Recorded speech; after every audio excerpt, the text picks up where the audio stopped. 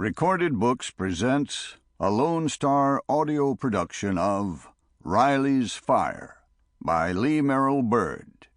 This unabridged recording is narrated by Cynthia Darlow. This book is copyrighted 2006 by Merrill Byrd.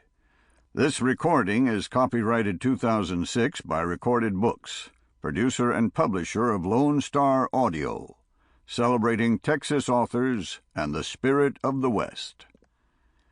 The author opens this book with the following quote from The Rose and the Ring by William Makepeace Thackeray.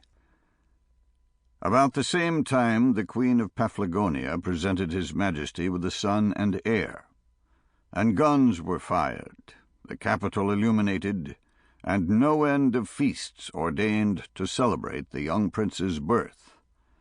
It was thought the fairy, who was asked to be his godmother, would at least have presented him with an invisible jacket, a flying horse, a Fortunatus's purse, or some other valuable token of her favor.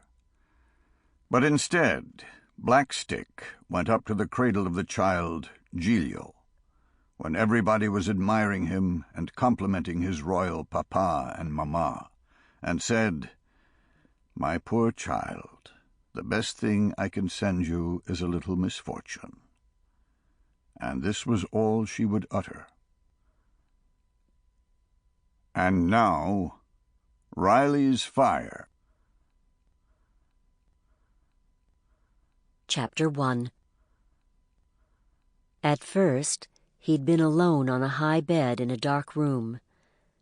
That was nearly everything he remembered, except that his mother and his father were there with him. His mother sat in a chair on one side of his bed. He could feel her even when he didn't want to open his eyes to look at her. Her voice slipped in and out of his mind the way Lady Luck scampered in and out of the side door of his house back in El Paso, scratching for attention until someone let her in. He could feel his father, too, moving back and forth between a chair in the corner of the room and the end of Riley's bed. "Oh, honey," his father would cry out, "you're shivering so bad." A chair would scrape against the floor.